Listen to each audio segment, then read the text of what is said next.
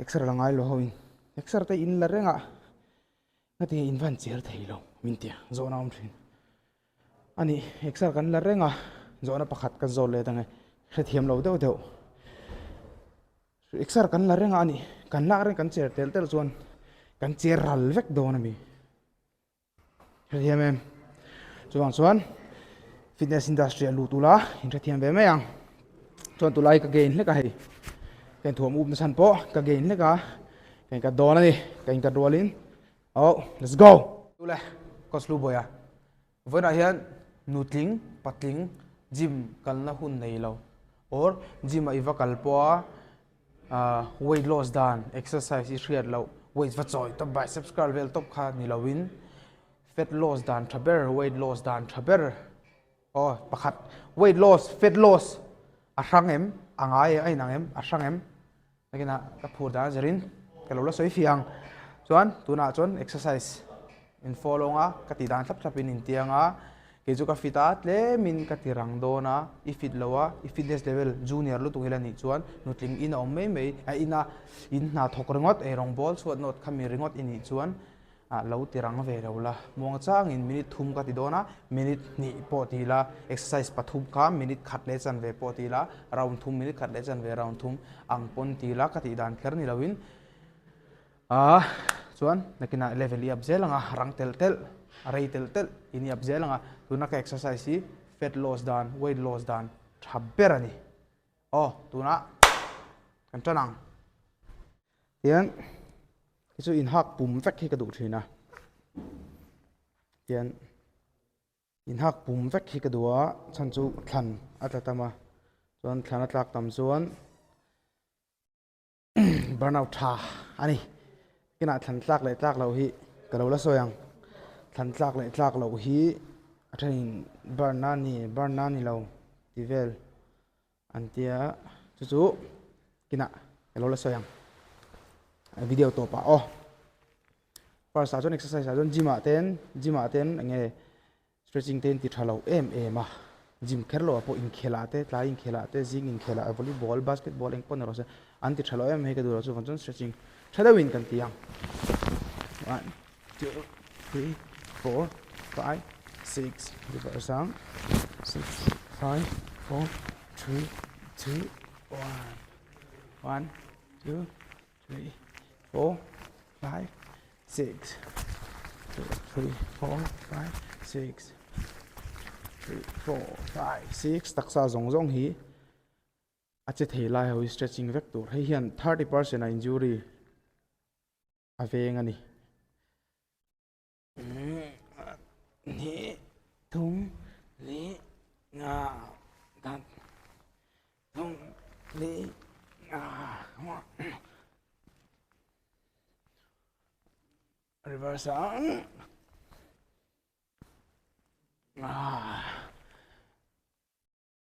cái lòng thể lâu nữa 5 đi không đi ngã ruột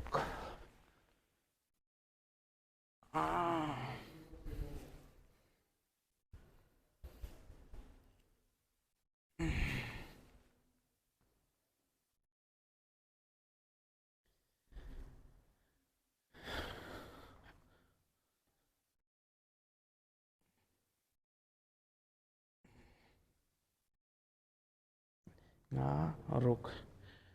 đi thum li ngã ruột cắt đi thum li ngã ruột hei hi poimo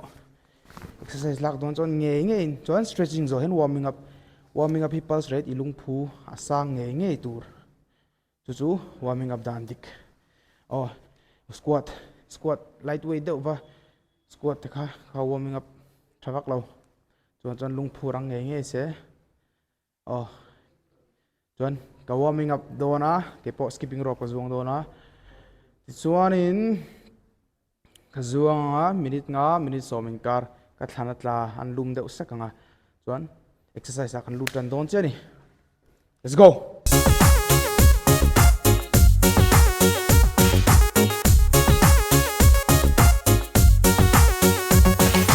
Don't wanna be kan warming up à eng poi ti thei en tir nan I tlan thei mi nga mi som ve light jogging mo skipping rope zuang thei taksa muscle CMA muscle hei rid deuh deuh a muscle stress level pe vak vak lawin kaka I apply thei cái chuyện răng thèng berin mani to ka răng thèng berin ka ti dona chu in fitness khan ala tlin don or hen kha chuan muang chang in chol lowin minute thum round thum kan try anga fitness ala niam chuan minute thum round ni bo thei minute ni exercise kha in lo kat me nga minute ni round thum pona thei chuan next level eklema athlete chho tan chuan lower endurance ani dona ike tha kan chakanga boxer tan phe chuan footwork endurance pui don tu ka chu in low apply donia nutling patling exercise lak dan tur shelo mani in chunga ti du tan ho phe kha chuan lai deuh deuh mi ron follow donia tuna kan tanang exercise lak pain kalo soi fe zelang 3 2 1 and start kan se falang first kan se falang hi rang theng beri line siam anga line ni te kan close zak zatang second som thum kan try phatang hi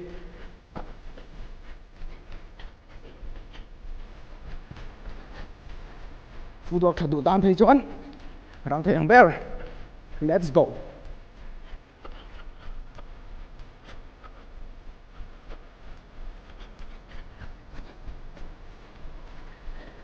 anh chơi xiang cross liang lại cái cross rắc rắc càng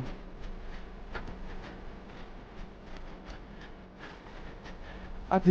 thì thằng lâu exercise là ai là ta chuan tiền muang trang phun thiền là thì thế á thì leveling up lek du chuan hey speed à thì thế ani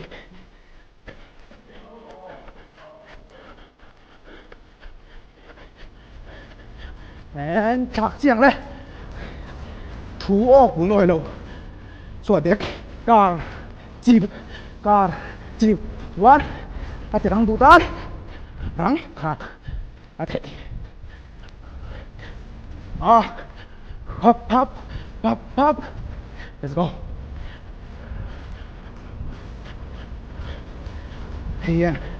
ra thì là dậy đón barn đón đấy cần trên xe lại cần cho hóa xì rán sắt liền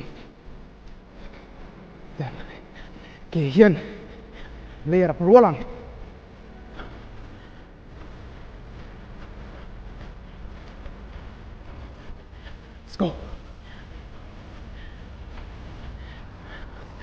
let's go cho cái sống chết nào đấy the burning exercise chắn được tục trên sáng cú phí này sang tiếng biết ạ fit lâu quá thì nó xuống tiền thì tao đón vô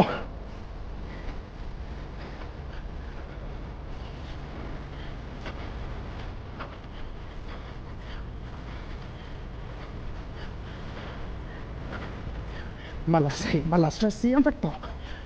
sakit tutto chạy kia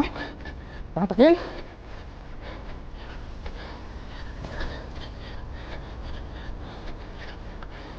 mong khít rất thằng tuồng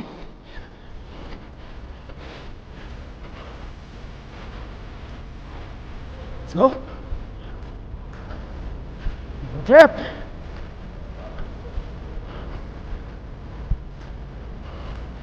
one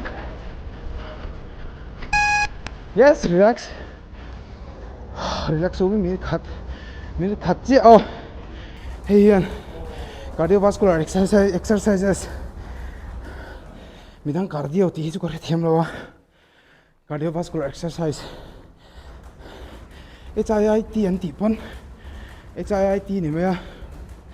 cardio thì pon cardio này mấy cái thêm đâu mình ăn vua và camo dấu pa tokin tough mol top ino mà sẽ scientific này tough mol top cái thiệt han scientific thế mình nè thora lại đủ để mình cắt xuống tụi nó ngã rau ni na kan tran trap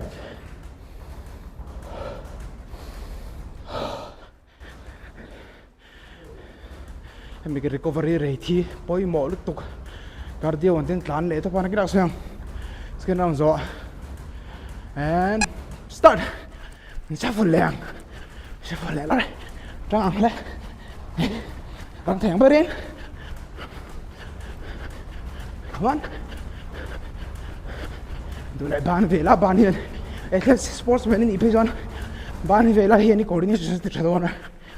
cái tác sa cái cục lẽ kín thu ruộng đó cả thì sao đó na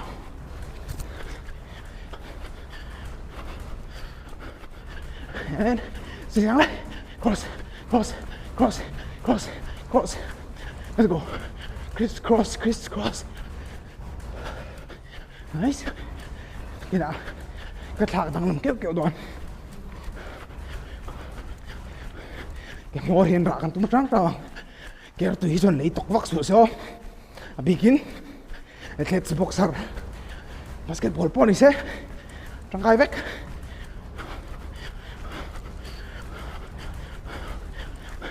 chạy sorry nó lại khác sẽ cần nhỉ cả chìm khó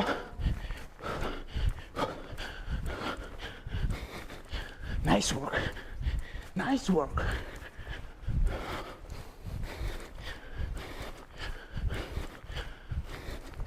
let's go hạ cho đến ru come on rồi thế à xí ra căn giường ha manung ngal tong let's go so nó trăng lắc tọ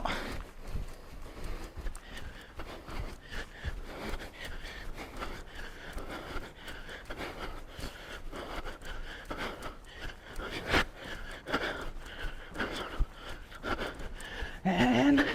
then salah kain kan mani te pato parang ino sosu te lo zanai tian titalian oh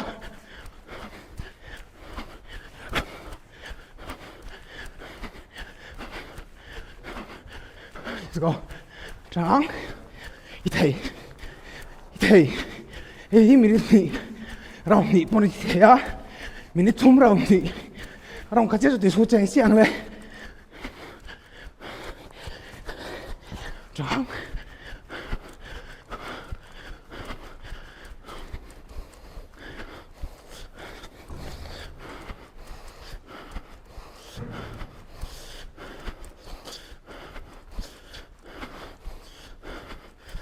sao trap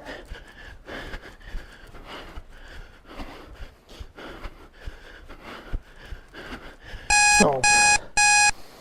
rong cắt là ngay là xong xuống ấn dấu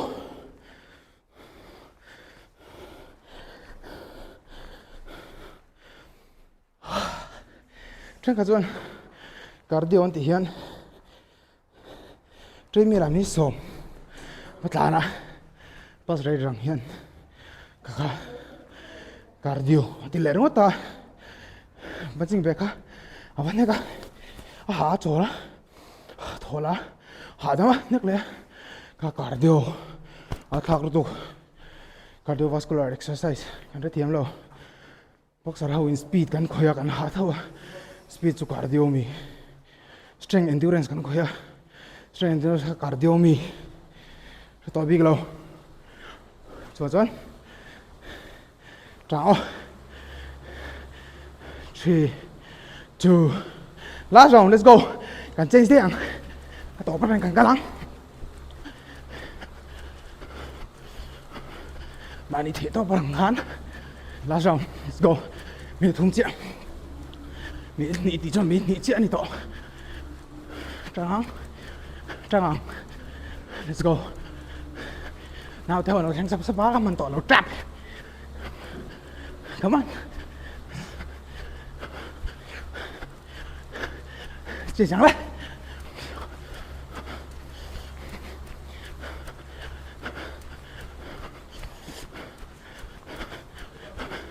sang thang bering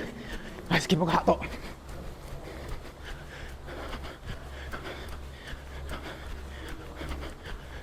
go. Let's go. Let's go. Sáng niệm trần, come on, trăng lộ lên. Chạy sáng đấy. Xí đó.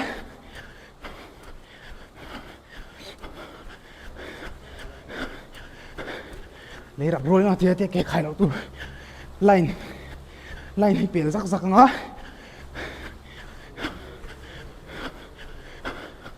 Nice work. Nice work. Let's go. So that. Come on. Sẽ thúng chưa ai tụi đó. Đây là đấy. Cuốn lối lên, thui nó. Anh số đấy. Lung phụ đến tết tọ. Yếu mổ đó. Extra lâu ha. Xem lốc. Come on. Let's go. Trắng. 5 seconds. Chạy sáng đấy. Cross sang 2 lần. Kiếm nào tempo hạ tọ. Mà sẽ cần tiền lùi thầy. Đó. Những chậu thổ xuống thì bỏ học quay lỗ.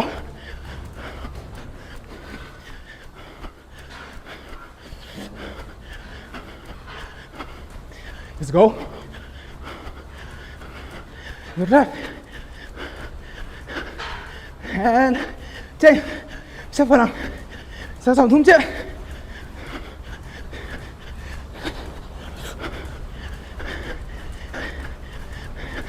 Sắp dòng ní.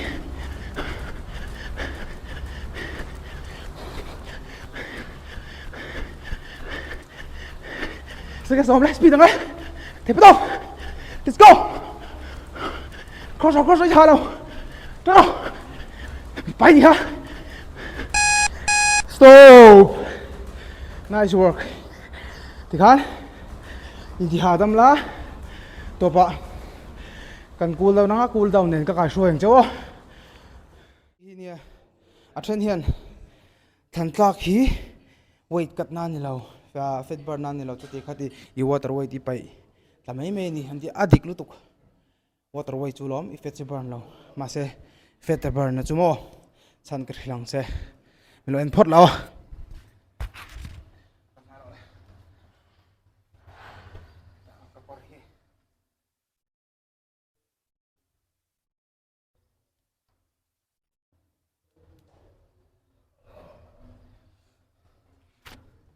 Ha. Om je burn na ni lo we ma se khat tiang khopa than chuak tam tur chuan than ngami lo kanom tuin tam poimo than khat tiang khopa than chuak tam tura I be chuan I wok re kha asang viu ti na niang o chuan than hi apoimo than chu ti khati aron tilom zela than nga le mi lo kanom te than nga mi lo chu kan oma ma se then khati chu tuin klem wang ni atam jok than nga mi lo kan ti po hi mo kan work out puinga ata tam lu tuk anga thei lu tuk than te mo thathum thali nuwa aron nga thei lu tuk chuan tuna ka than anga I work out I work rate asan chuan lungai su I fats I carbs I burn oh chuan pakhatina soile chu than hi athalo than tam lu tuk hi chu ti ha dehydration bla bla bla thana wanga dehydration I nei thei chuan local ro pisa openg che iril ru niang iril ru mai niang boxer ho wait kan ka ti ro kar thum kar li eng vak ma ai lo ten kan work out ta mol mang lu tukin kan phei khoka tuetlinga te kan rana zong hi tuetling vek thei kan phei khoka tui kan thli chuak thei chuti khopa than tam chu kan work out ta dehydration kan changai lo in buk don mani velin tlem chu kan dehydrate ve chu zong chu ni mai jimmy kala wo ji khoya I thana chu tam wanga I dehydration ni chon kalro em lo lutuk chero ya sai gai la pam so le puring down ni mo thren ka chon tingai lo jima an kala an exercise zawa exercise pali vel khan tia an zawa tam zo kan yo za som sari chu ni chiang sa an zawa chuan ti khan an hole top zel an ti than la very bad o itaksa thisen kal zong kha control vek tu cooling down exercise stretching mi fit re nang chun flexibility hre tur o helaya bodybuilder ma tu maka hnung thak hi thelo ta kha in soi theina chi ni lo khovel Mr Olympia vel elula thep theil tu an dinga hnung lam an luin len dek trok chu wang chuan flexibility ngai poi motor o kan la theilo ni pon mong chang in o lower kan khoya lower kan focus a chu zon lower a kan flexibility kan focus ang ten khub de tu mang i thelo zon ti tom oil lo heti chen hi kun pon heti chen hi kun mai la input ro se he ta input la ro se o ka chiar zen ang ke man down ang le ni thum li nga buang chang in and down liang khap ni thum li nga hola ulo chuan te kan pot lu tanga i ke mor kan de kang khuk tom oi lo o and down ang le khat ni thum le nga chuan kan posar hingi langa kut veilamin khupa kan doma kan pot herang kong ngil zat in khat ni thum le nga dam la chuan kan chuk thale ang ke ding lam kan khoi ang khat ni thum le nga mong cha posar ngi langa khat ni thum le nga amanga le helai hi ike mor kan stretch pa nga I bop he lai thlai kan stretch pa dona hei hi kan potanga chalin de kan tumang ho pot wagang le khat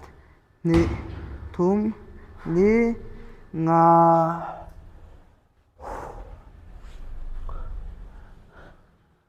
and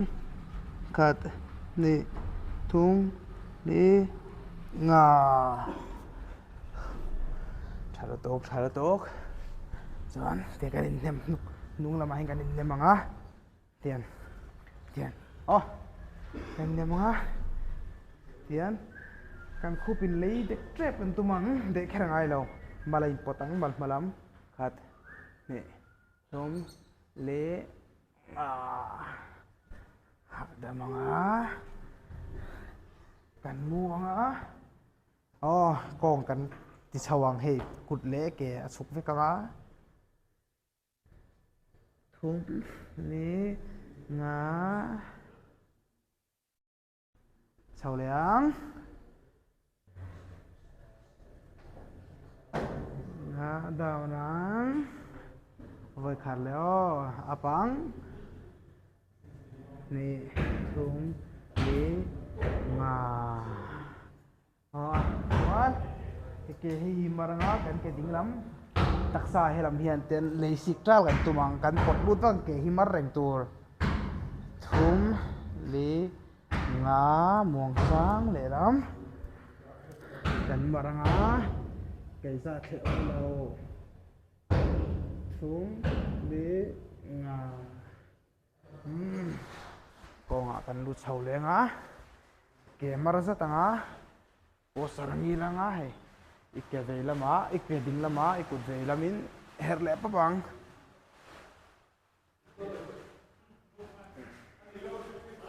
posar ngi la nga herle pa bang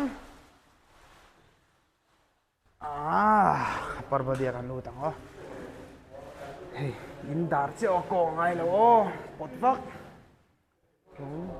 le nga lelam khat he upper body kan khoi huna te po poi mo do no he mi cooling down he up kan thepanga helai kan kiwa kan potang pot lu the toเป็นna an na tek tak khen kha no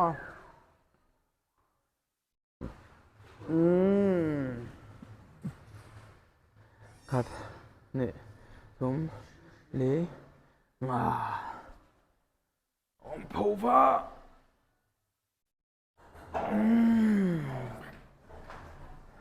helai hi kan potang o in ku zung tang ne khat ne thum le nga a khup zong in ne thum le nga khat thum le nga khat ne thum le nga adu tan chuan neck pawh stress zeuh zeuh thin tur a apang down ang sir zong in khat ne thum le nga khup zong in nem le vakang apang ne thum le nga ole zong khan ye ka phur dan zerin karon upload zau zau kha kha kar khata voi thum in ti thei zon a thawe wang o